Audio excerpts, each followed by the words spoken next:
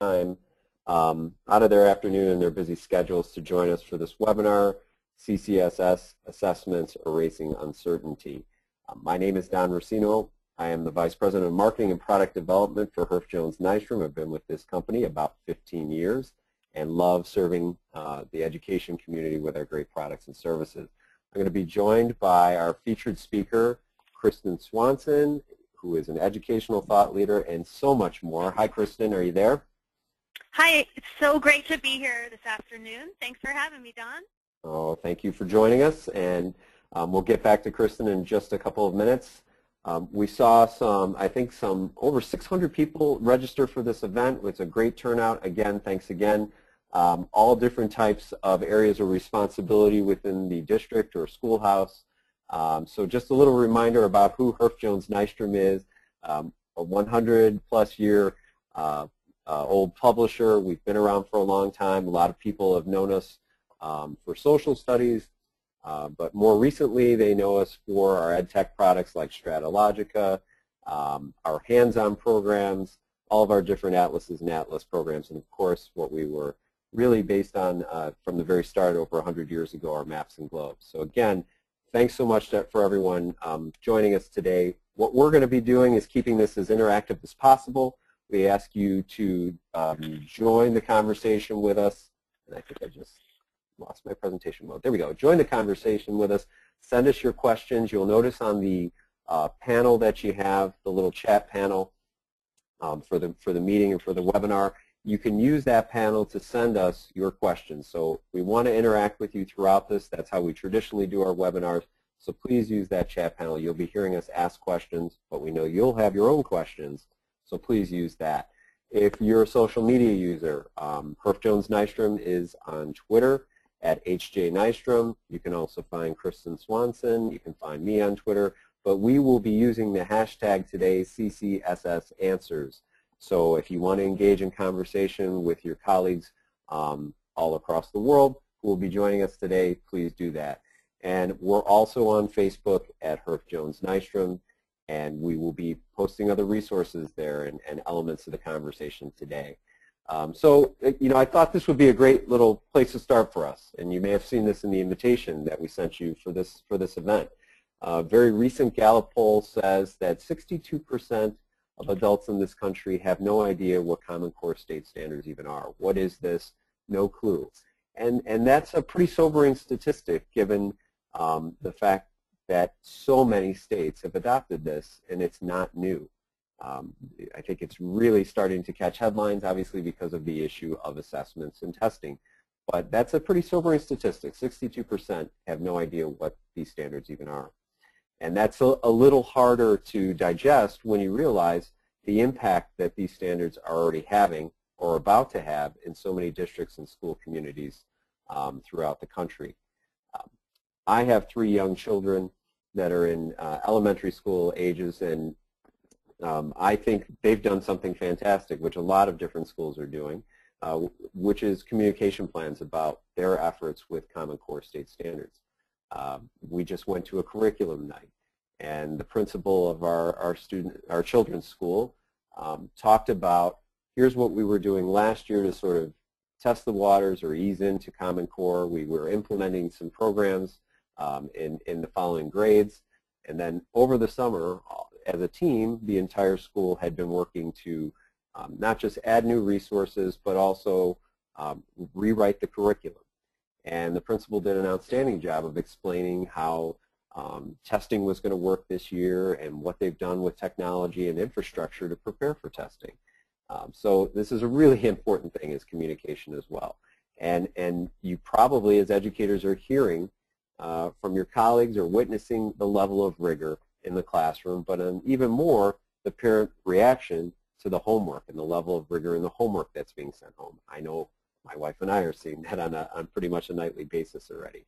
And it's really impressive. Sometimes I take a look at the homework that my children are being asked to do, and I'm a little surprised by it. I'm saying mine was definitely not this challenging, and I see the positive in what we're doing. But again, as the principal at my children's school highlighted, and as we're seeing in places like Kentucky, New York, Minnesota, there's definite impact with Common Core testing, these assessments? What is the impact as we go forward? So with that, the final point, and a key one to us, with social studies being so near and dear to Herff Jones Nystrom and to so many educators, whether it was from the start of No Child Left Behind, now into Common Core, hey, what about social studies, right? And how critical it is.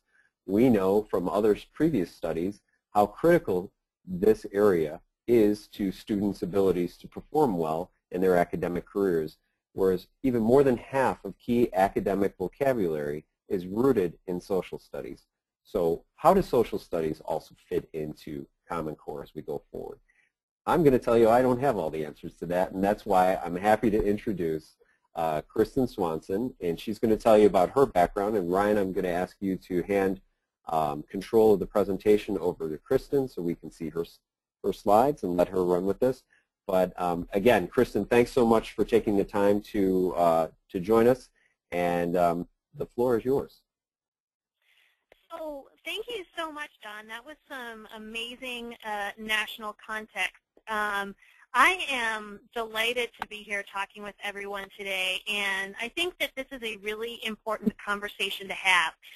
And just as Don said that he doesn't have all the answers, I will be very honest and say that I don't have all the answers either.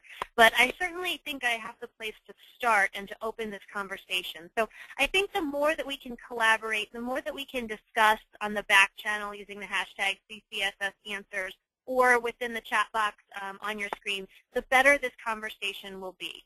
I am an educator with over a decade of experience in various places. I've taught third grade, I've taught kindergarten, I've taught middle school, I worked in the South Bronx teaching for a little while.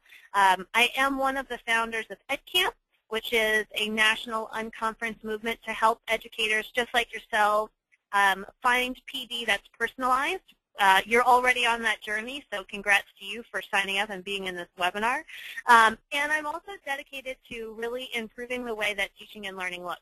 So, you know, I know that teachers that I have interfaced with throughout my career as an educator have been some of the most passionate, dedicated people. And that's why I think this conversation is so important. It's so important because, you know, there has been many, many efforts over the past couple of months to change and shift the conversation away from kids around the Common Core and towards policy.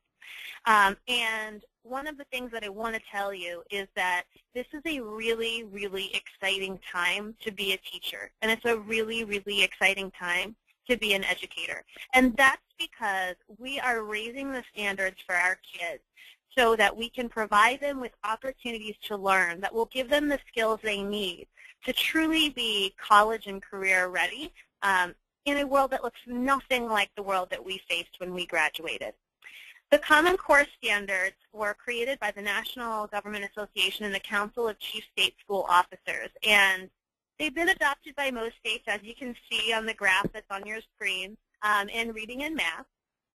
And again, their goal is to really make sure that all kids have the opportunity to experience a really rigorous, high-quality educational experience. And I know that if you are here attending this webinar today on your own time, that you're really passionate about that too.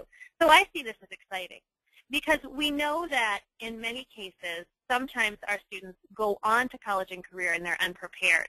You know, my sister happens to work in higher ed, and she shared with me a statistic that $5.6 billion are spent on remedial reading in college every year. That's a pretty powerful statistic. What that tells us is that when students are getting to college, they need a little bit of extra help before they're ready to engage in their coursework. And boy, oh boy, are they paying for it, $5.6 billion worth.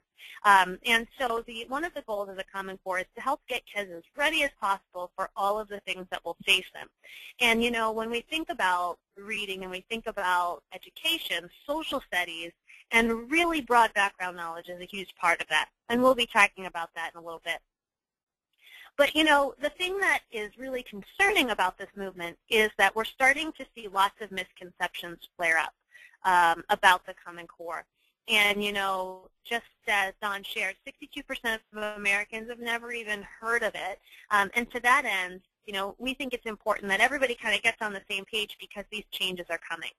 So what I'm going to do right now is actually fire up a poll, and this poll is just going to ask you, where are you at this point in the Common Core state standards process? Have you been doing it for a while? Have you just started doing it? Maybe you haven't started at all yet. So go ahead and put your vote in. We'll give you just another minute for that.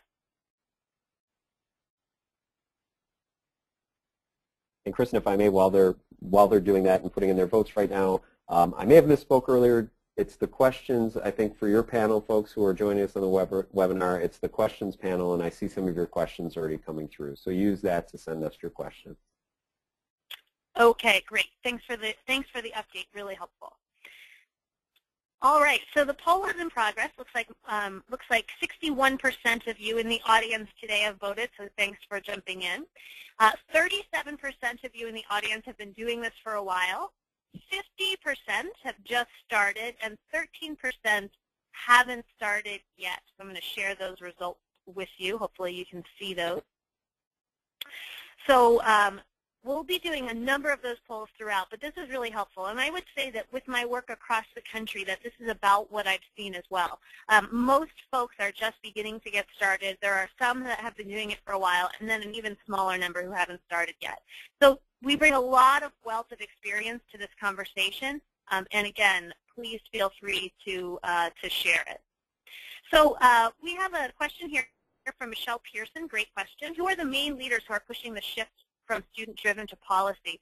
I'm not going to get into the politics of all of it right here, right now, but the important thing is that it was created for students. It was created to develop student-driven curriculum, and that's what we're really going to focus on today.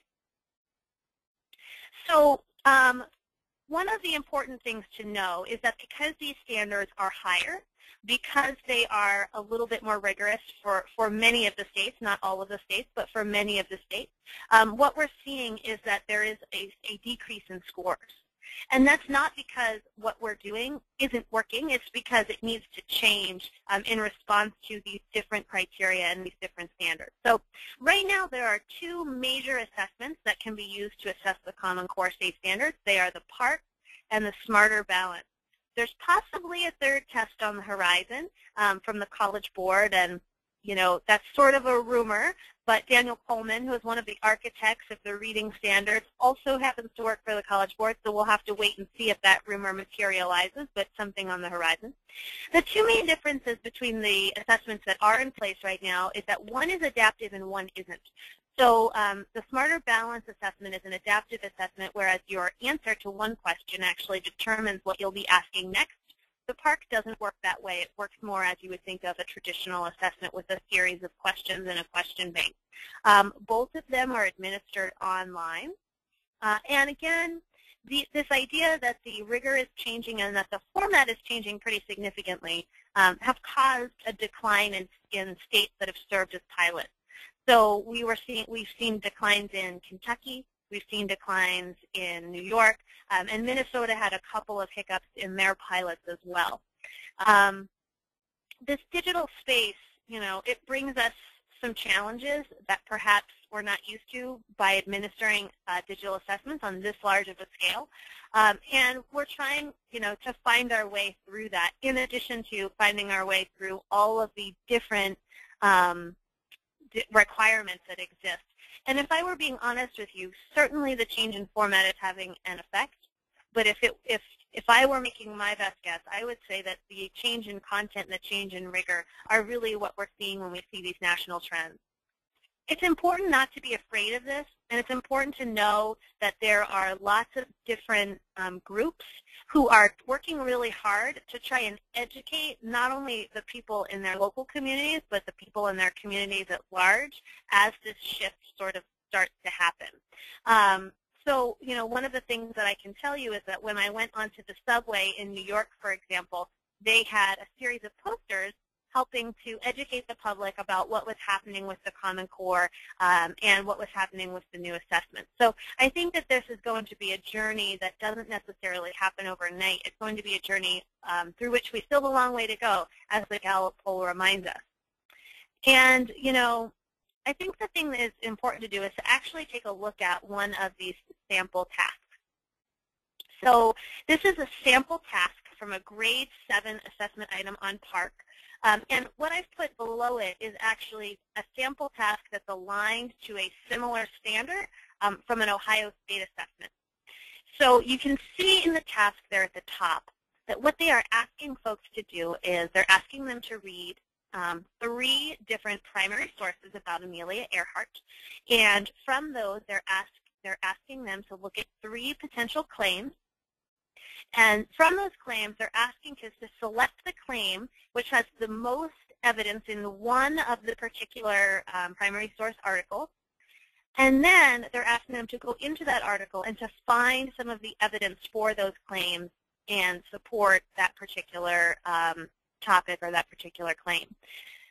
To me, when I look at this, certainly this is a reading task. Certainly this is a writing task. But this is a social studies task. This is the type of thinking that we need our student historians to have. And I think that because the tasks are starting to mirror the things that we see required of student historians, the role of social studies becomes more and more critical.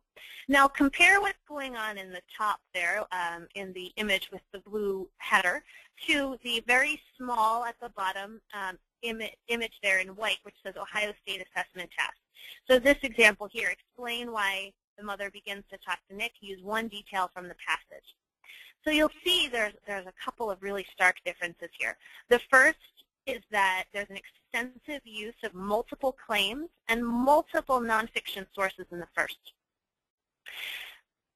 The other shift that you'll notice is that it's informational text, especially of the primary source variety, in the Common Core assessment.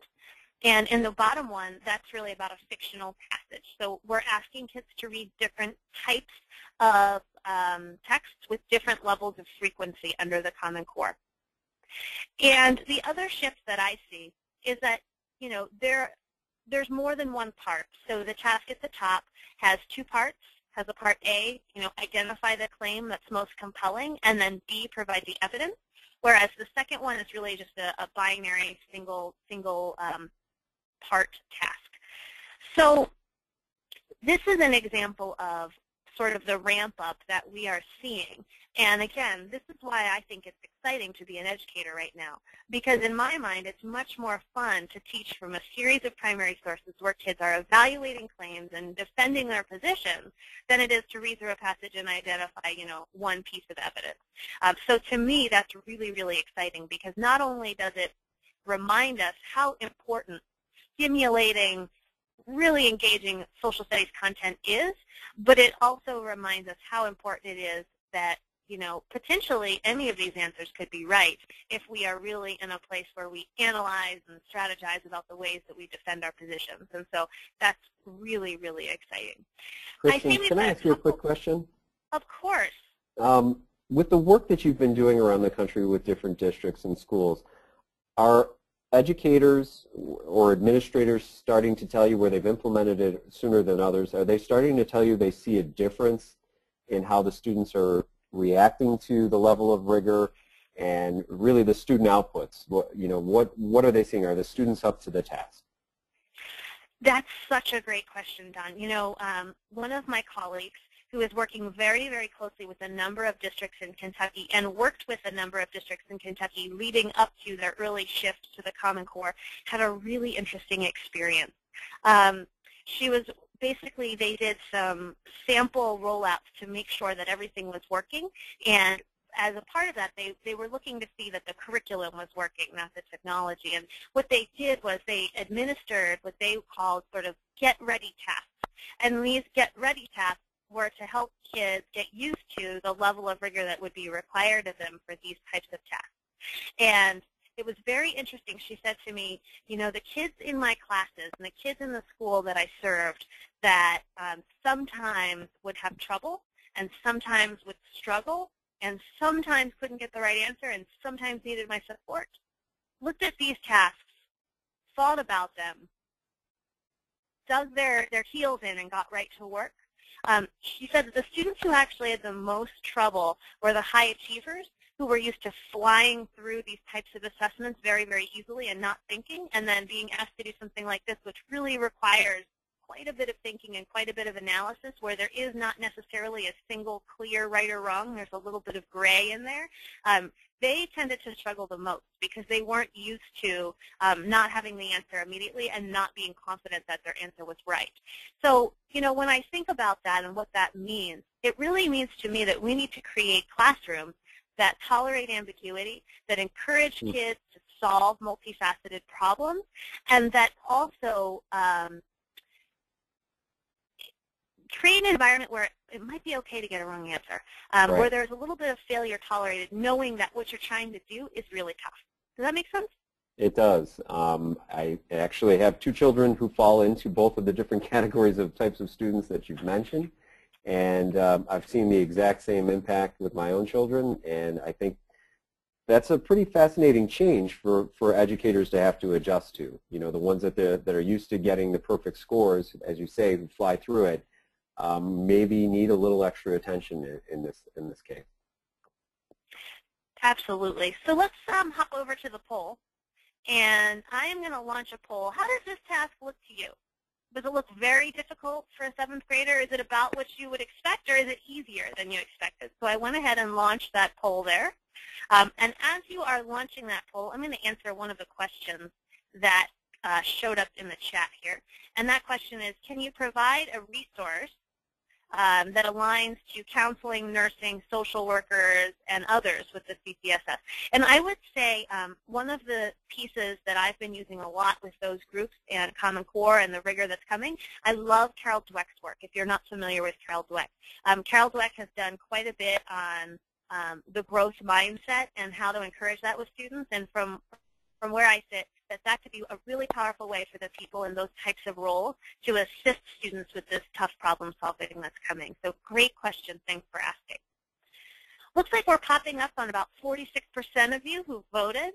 About 61% says it's what they would expect. 29% are saying it looks very difficult, and 10% are saying that it looks easy. So that's really good news, that the majority of you say that this is about what you would expect. That means that you are prepared and ready, up to the challenge, which is really exciting. So as I said before, messaging when it comes to this initiative is really, really important. Helping everyone to understand what's happening, how things look different, and why we're asking students to, you know, challenge themselves and to become really engaged citizens is important. This is the example of that poster I cited from the New York City Department of Ed that was in their subway. It's something that I've seen actually postered all over the city that came out in, you know, anticipation of the results of their first year of trying and piloting with the Common Core assessment. I've seen other messaging efforts as well. Kentucky did something very interesting. Kentucky actually projected where they thought that they would fall with the assessments, and then when they actually, even though they went down significantly, they didn't go down as much as they thought they were planning to, so they celebrated that and had done so much messaging around that that it was a successful message. So that's really important. And, you know, the other thing is perhaps you're not, you know, at a place where you're influencing state messaging. Perhaps you're not at a place where you're even influencing district messaging. Perhaps you're really in a place where you're influencing the classroom messaging to your parents, and your parents are coming to you and perhaps they're worried about what's going to happen or what this might look like. And, you know, what I can say to you is the best place to start when working with parents, especially parents who are new and concerned about this, is to start with progress. So instead of saying, you know, here is this child's particular assessment score, say, here's where this child was last year, and here are all of the things your child has developed over the course of that year or over the course of time. And here are all of the things that I'm seeing right now. In light of that, here are these, you know, particular assessment results, and here's what they mean. And, you know, at that point, it may even be appropriate to give parents some national context as to what's happening and the way that the achievement scores tend to be shifting as a nation. Because, again, this isn't a single school issue. This isn't a single district issue. This isn't a single state issue. This is really something that's happening on a much larger scale, and many parents are often not familiar with that, and so helping them to understand that becomes really, really important. So I'm going to ask you a question, and if you could actually put your answer into the question box, we'll get a good chat going. And my question is, what messaging have you done or have you planned to do about the Common Core this year? So some of you said, 38 of you said that you've been doing Common Core standards for a while. What messaging are you planning to do with parents in the community around the Common Core? Go ahead and type that into the question box so that we can get a feel for those types of things. Nancy, you're asking for the name of the last resource with the growth mindset, and that is DWECK, D-W-E-C-K. And I sent that over to you in the chat box as well. And Rebecca, you know, I agree that we have to be really careful with students with language-based learning differences, and we need to make sure that we are providing them with the accommodations and adaptations that they might need. I think that's a journey that it's important that we don't lose sight of, so that we're really ensuring that we're measuring what matters and we're measuring what all students are capable of, regardless of some of the learning differences that might exist. So really good point. Thanks for popping that into the chat. So the answers are coming pouring in here. Board presentations, media stories, open house, higher expectations. Oh, I love this. From Stan Masters, higher standards, higher expectations, higher rewards. I think that's some really effective messaging. I really like that. Summer PDs, sharing that expectations are high. The PTA principal has been communicating, looking for ideas. If you're looking for ideas, Valerie, engageny.org has a lot of really great resources if you're just getting started with this. Even if you're not from New York, there are a lot of helpful things in there that you can steal shamelessly as an educator, as I always say. Parent conferences, coffee meetings, newsletters, information on the website, building on current initiatives.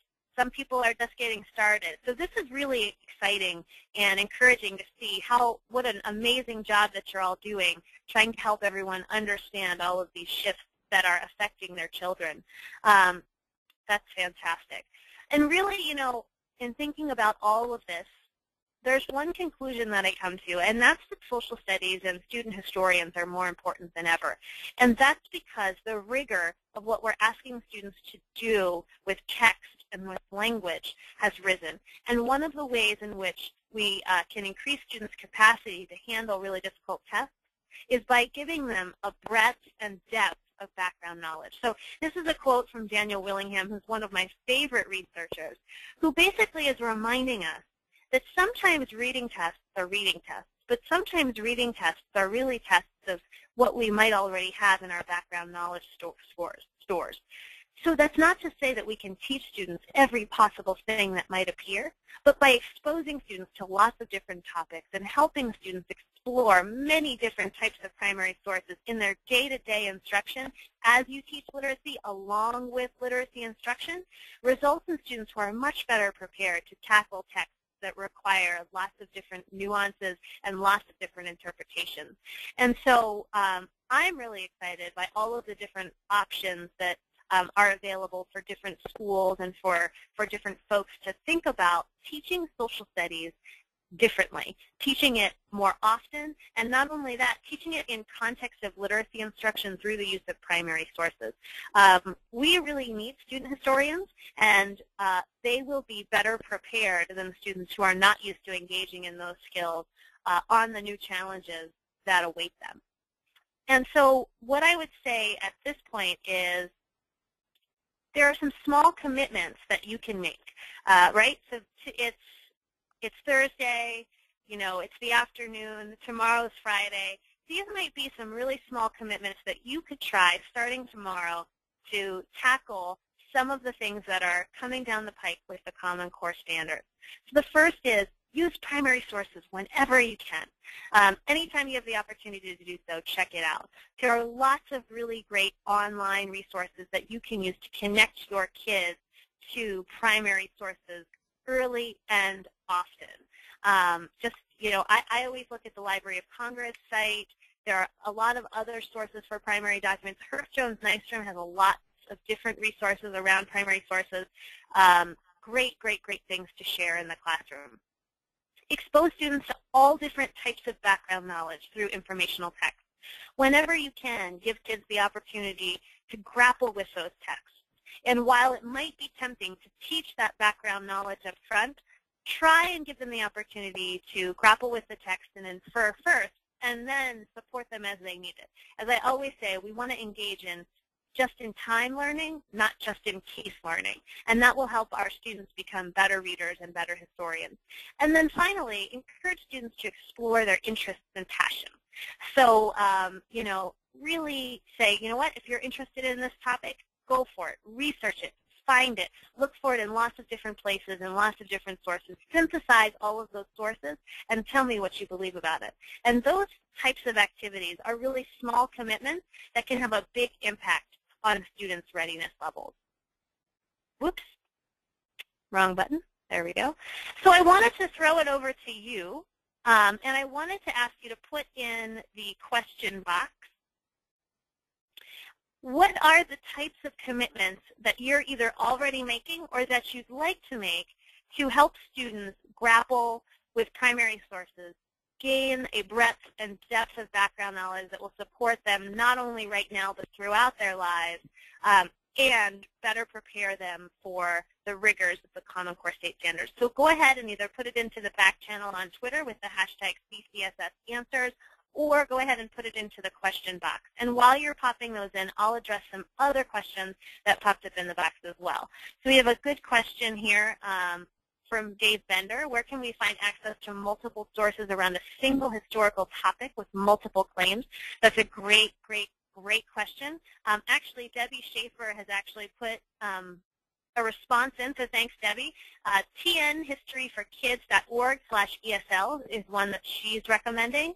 I also, again, as I said, recommend the Library of Congress, and there's also a primary, I think it's called primarysources.org. I'll have to double check that address, but there is a really great primary sources one that I can share with Don and Ryan after we get off the call, when I can double check my notes, and we can make sure that we include that in some of the resources for you. So commitments that you're making, more practice, modeling, project-based learning, a great way to tackle this problem. Oh, great question, Kelly. How do you tell what the reading level is on primary sources? One of the ways that you can do that is you can sort of do it. So Google right now allows you to actually search according to reading level, which is a good place to start. You can also use some of the different Lexile materials to look at Lexiles at different levels and figure out sort of on a continuum or rubric where that piece of text falls. Both of those are resources that you might want to check out. We have a recommendation here from Ryan. For a great secondary resource, it's James Lowen's Teaching What Really Happened. Thanks for sharing that, Ryan. I'll have to check that out. libraryofcongress.gov. And somebody's looking for more sample test questions, definitely check out the parcconline.org, parkonline.org, or sbac.org. They have entire sets that you can go through and look at all different types of examples at all different grade levels. Another commitment, putting level nonfiction text in the hands of kids is a great commitment. And again, writing to learn writer's workshop in the content areas, love it. Explicitly teaching text structures, best. That's a huge, helpful strategy when it comes to helping kids know where to begin when it comes to the diversity and complexity that exists in the types of text they'll be facing. So these were some really, really exciting questions, some really, really great questions, and I'm really impressed with, you know, the types of things that you are not only doing right now, when it comes to messaging, and also the things that you are really planning to do. You know, I think the one thing that I want to leave you with, if I leave you with a thought there, is, you know, we need to engage students in a way that's really, really active. We need to ensure that students are building their own learning, and students are taking what they need from that learning and using it in lots of different ways. The key component that we're talking about here is skill transfer, the ability to learn something in one context and then use it in another context. And the more we can encourage that by putting a novel, uncomfortable problems, whether they're around historical concepts, whether they're around primary sources, whether they're around informational text, in front of our students, and letting them know that the struggle in grappling with those gray, murky questions is really where the learning happens, and that it's something that should energize you and not scare you. And so that's kind of my final thought there. I'm going to actually pass it back over to Don for some closing comments and some closing words, and any other questions that you might see floating out there, either in the Twitter sphere or in the GoToWebinar panel that I may have missed. Okay, Kristen, thank you so much. I think you can see my screen now. Do you see it yet? Let's see here. See if we can show it.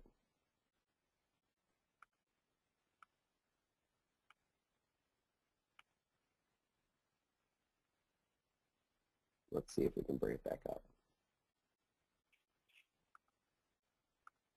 Do you see it now?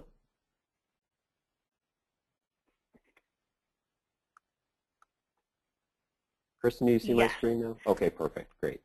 Some of the resources that Kristen talked about and how Herff Jones Nystrom has been, working hard to be able to share some of these things with you.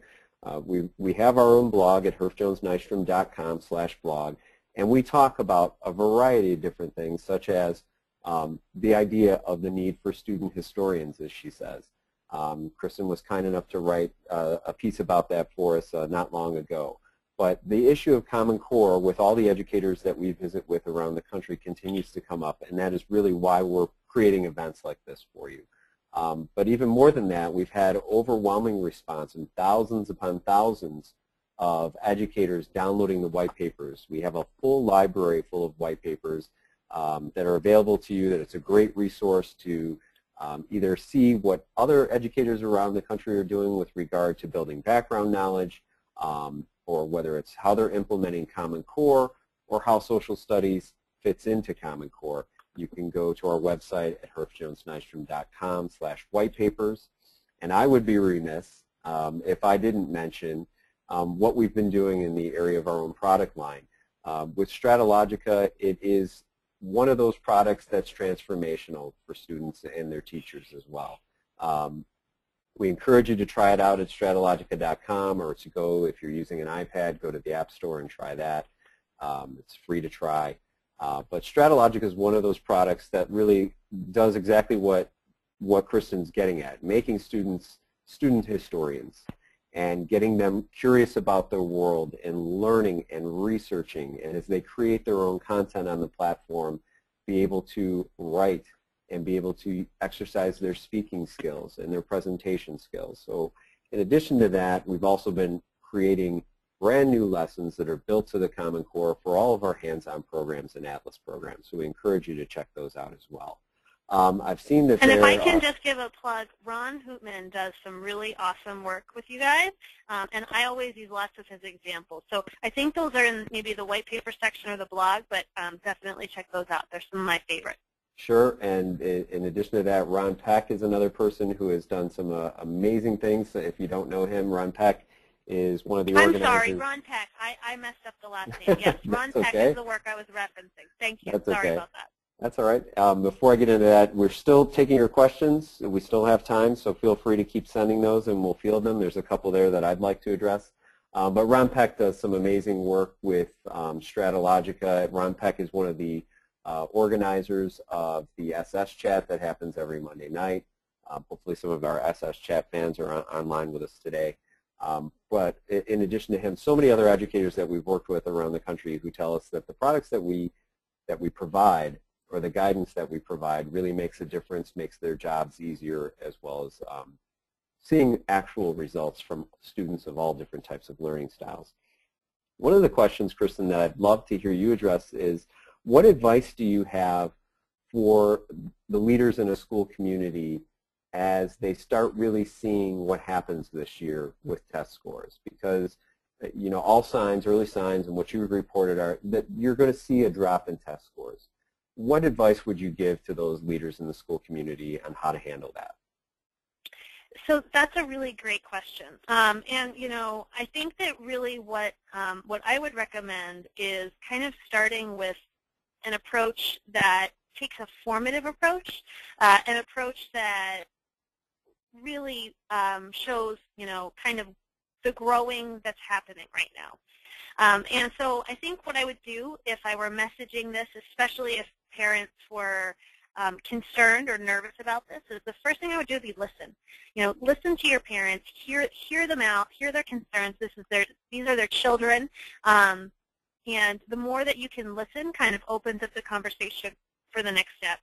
And then the second thing I would do would be to explain the role of the Common Core standards at your school, because when parents hear this, we're not really sure what messaging they may have heard in the news or in the community, but share what it means like to learn within that system or that setting on a day-to-day basis. Make it come alive for them and let them know that this is a really exciting time and this is a really positive thing. And then get into the messaging about student progress. And of course, always share progress year over year first. So how have things changed from last year at this time to this year at this time for that child? How has it changed for your school in positive ways? And then address the reasons that the test scores may be lower. I think a good way of giving context is showing some comparative data. So saying, across the nation, here's what we're seeing, here's the national picture, here's another state who has tried this, here's what happened in Kentucky, here's what happened in New York, here's what happened in Minnesota. We're aware of this, we're working through it, it is a time of enormous change. And then I would also, share some of those sample questions on the PARC or Smarter Balance websites so that parents can get a feel for what students were being asked previously and what students are being asked now and how those look really, really different.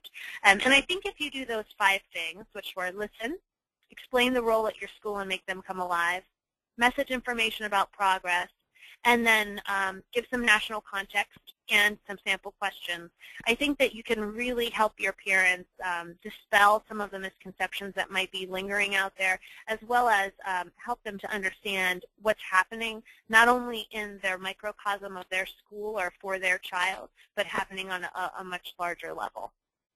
That's awesome. I think one of the things that surprised me at the curriculum night at my own children's school was the move to a different grading scale. And my second grader isn't going to get a letter grade anymore. It's a number grade. And the funny thing, and I think all the educators online here can relate to this, is that's of anything else that they talked about with regard to Common Core, that was the one thing that the parents seemed most disturbed by. Everything else was okay with them. But the fact that we were moving away from an A, B, or C, it was just something that they couldn't really wrap their brains around for the moment. So I think, Kristen, what you're talking about in terms of the communication and showing them comparative data and telling them this isn't just specific to our district or our school. This is something, these are changes that are being made, in 46 states around the country. I think that's absolutely critical. Absolutely, and some schools are changing their grading scales or systems and responses and others aren't. So that's certainly not something that has to happen, but is a shift that we are seeing become more popular. So that's a really good point to bring up. One of the, oh, go ahead. Yeah, more questions. One of the common questions that I'm seeing is, will this be available, or the contents of this presentation be available to all participants? And the answer is yes. We will be sending a follow-up email to everyone who participated, but also if you have colleagues who registered for this who were unable to attend due to scheduling issues, every single person that registered, will be sending them a link to the recording so that they can watch what they missed or share this with other colleagues. We'd love you to share it with them. In addition to that, there are questions about the different resources we've been talking about. We will do our best to be able to gather all those, and we'll be posting them via Twitter accounts, and we'll also be posting them on our Facebook account. So definitely join us on Twitter at HJ Nystrom, find us at Herf Jones Nystrom on Facebook, and we'll be giving those out as best we can over the next day or so. And then, Kristen, did you see some questions you wanted to address? No, that was actually the one that I wanted to address, so that's, you covered it. But the other thing that I wanted to let people know is, like, if you follow Herf Jones Nystrom, they actually follow you back and they listen to you. You know, Don and I tweet often, and, you know, if I have a question, I can shoot it to him, and I usually get an answer in a couple of hours. So they're really, really accessible. They're really here for the right reasons, and they really care about kids. So if you are on Twitter, follow them, because it's a good follow to have. I feel lucky that they're in my PLN, constantly dealing with all of my annoying questions about social studies and primary sources. Well, that means a lot to us, and likewise, if you're on Twitter and you're not following Kristen, you're missing out. She shares amazing resources and amazing experiences that she has. She's got to be one of those people who has an incredible mileage program or mileage account. She travels around the country and, if not the world, sharing these different experiences and helping educators really, you know, guide them through the process of something as I don't want to use the word controversial, but something as difficult as Common Core, because there people are really struggling with it at the outset. But with someone like Kristen helping guide you, you know, you can really deal with this. And again, thank you for saying those comments about Herf Jones Nystrom. That is really what we're here for. We wouldn't have been around 100 years if we didn't care about the educators and their students and trying to help them perform better. It looks like we've addressed the majority of the questions, or maybe a few last ones if you want to jump in and grab a couple of those, Kristen, at the end there. Just some people are asking for my Twitter handle. My Twitter handle is just @Kristen Swanson. So go ahead and, you know, you can check me out there. I would love to follow you back. A couple of folks are asking about grading alternatives. I would definitely check out standards-based grading. A good place to find a resource on that is one of the districts that I think is doing a phenomenal job with it is Quakertown Community School District in Pennsylvania. So they are www.qcsd.org, and if you go hunting around on their website, you can certainly find some really good information about doing it differently and making it work. Excellent. Well, once again, thanks to everyone for taking the time out of their busy day to join us for this. Again, we will send you a follow-up email that contains a link to the recording on social media, on the different sites that we've already covered. You know, we'll post more resources. And a big thank you to Kristen Swanson for guiding us through this and providing such great content today. Thanks so much, Kristen. Thanks for having me. It was a great time, and we'll see you all out there in the Twitter sphere. This is the beginning of the conversation, not the end. Excellent. We're going to conclude our webinar now, and thanks again, everyone, and look for those resources to be posted soon. Bye-bye.